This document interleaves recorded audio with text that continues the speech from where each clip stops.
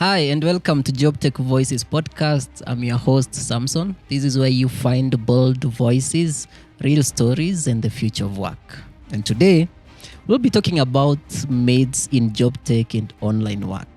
We are cutting right through it and demystifying or debunking different maids people have. So if you are one person who has thought that digital work, job tech, online work, it's all about easy money, no bosses, no need for discipline, and you can do it at your own time. Now, this episode is for you. We'll be getting deep into different maids and also breaking them down for you to understand which ones to watch out for and what to do. The reason why I would like us to talk about these maids, it's because this is a growing industry, it's a growing ecosystem, and so many people are quite excited about digital work and working online. But also, there's a lot of people misinforming others or misleading people that you can make a lot of money very fast, that it's a bed of roses. But also, it's good for someone to understand the realities. There are also many platforms and many businesses out here that are promising a lot of income from digital work without specifically giving you the realities. And also, I know there are many young people who are interested in this and they jump in right very fast without understanding the process. And there are many people who are facing a lot of challenges because what they thought and what they find in digital work and job tech related jobs, it's a bit different from the expectations. And so let's dive right into it and look at the myths that we should demystify and talk about. All right, myth number one, we need to bust that with digital work, you don't need work ethics. No, you definitely need work ethics. Whether it's online freelancing, whether it's micro tasks, you should be able to have work ethics. And this is because you're working with organizations, you're working on projects, you're working on businesses that need to make money. And the way you behave, the way you carry yourself matters a lot. There are people that you're working with, so you need to interact with them the right way. Myth number two, a lot of people think it's easy money. You get in quickly, make a few coins, and you move on. No. With digital work, online freelancing, micro tasks, or even e-commerce, it's not a platform where you make money very fast or get rich very quickly. It's a process, it's a journey. You need to build your name, you need to build your account, you need to build your business, build your skills, showcase your portfolio, and prove to people that you can do it. But also build a portfolio of clients with time. So as much as there are other platforms that give micro tasks that are there to take, even for those ones, you need to gain the right skills. Some of them come with assessments to make sure that you are qualified for that tech gig or task that you need to take. Number three, you need to build a portfolio of your work to showcase that you have expertise and experience in what you're doing. If you're a videographer or you're a video editor or graphic designer or web developer, you need to showcase that you can provide what the client is looking for. And definitely that takes some time. That takes a lot of time. You have to practice, you have to hone your skills and prove to clients that you can do it.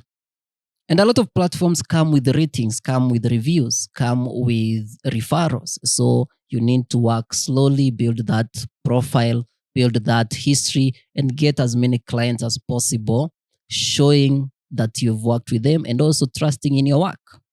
And myth number three, a lot of people think you can work anytime you want. Well, that is true, but also there is an issue into it. It's true and not true depending on circumstances. For example, if you're working for a client who is in the US, a lot of times you find people have to work at night when the time zones are aligning with your client. That means you don't have to work anytime you want. You need to find time to align with your client, to deliver work at the right time. That's also another issue. Some people think online work is the type of work you can do anytime you feel like, but There are deadlines that can be very strict, and you need to satisfy your client's requests. So, as you think about digital work and online work, you need to stick to understanding that time is relative, and sometimes you have to make sure you keep time. And not just time for delivering work, but also meetings. When you're doing remote work, or you need to pitch your work to your client, or you need to present a certain project that you've been working, you need to respect people's time whenever you need to attend meetings and be there at the right time. The other myth we have to talk about is the issue of bosses. And I hear young people saying that, I want to work online where I don't have to deal with a boss. That is true and false at the same time, because yes, for micro tasks, the platform is your boss. Look at it that way. The platform demands certain quality of work from you, and you have to deliver. If you don't, your ratings drop and you don't get more work.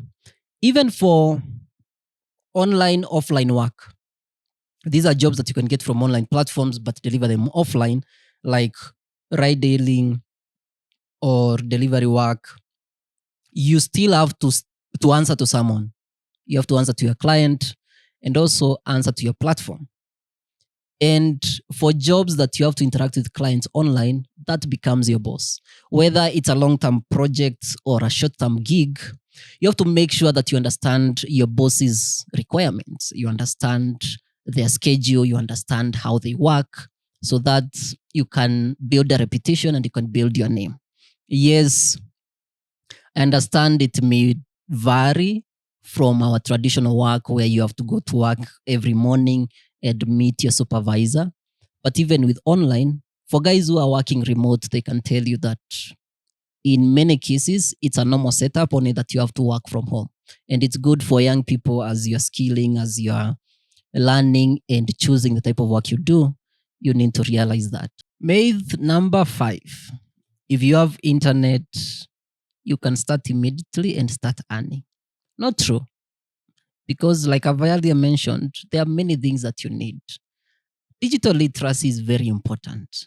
And right now, with the rise of AI, no one is willing to hire you to just do simple things. They want you to have real skills and understand your craft. Okay? The other myth we'll be looking at is same case. People think as long as you have a computer and a laptop, you can do work online, you can do digital work, and everything works like magic. No, that's not true. You need to understand where to find those jobs. Which are the platforms that are fit for you based on your skills? Do you want to do a web development? Do you want to do influencer marketing? Do you want to do e-commerce? Or what exactly do you want to do? And there are platforms and places where you can find exactly that which you are looking for, and also understand how they work. I'm sure later on in this podcast, we'll be now diving into also those topics for you to understand exactly what that means. The last and not least myth is people think that digital work is 100% better than your traditional formal work. True and false, depending on how you look at it. If you're looking at not going into the office and you have a remote or online work, well, maybe. But if you're looking at other things like benefits, like life, health insurance, like retirement benefits, most job tech related jobs do not have that. And those are some of the other things that we'll be talking about in the podcast. Very soon, we will have guests that are addressing issues around work welfare and gig workers' welfare, to look at things around decent compensation and health insurance, among other things. So, those are some of the myths, but also I would like to hear from you. Comment and tell us what are other myths that you've heard about job tech, digital work, and online freelancing. Now that you understand about different myths, in the meantime, take some time to research, understand what are the platforms that are out there. What do you want to do online or through job tech related platforms? What is required of you in terms of skills, infrastructure, and building your profile? and also understand how to position yourself before you jump into online work and digital work. And I'm sure you'll find some great information that will guide you, but also keep coming back to Job Tech Voices, and we will be sharing opportunities, guidelines, and platforms that can help you get into this space. So if you like this engagement and this episode, please rate us, comment, like, share, and we will meet next time with another good one. Bye bye.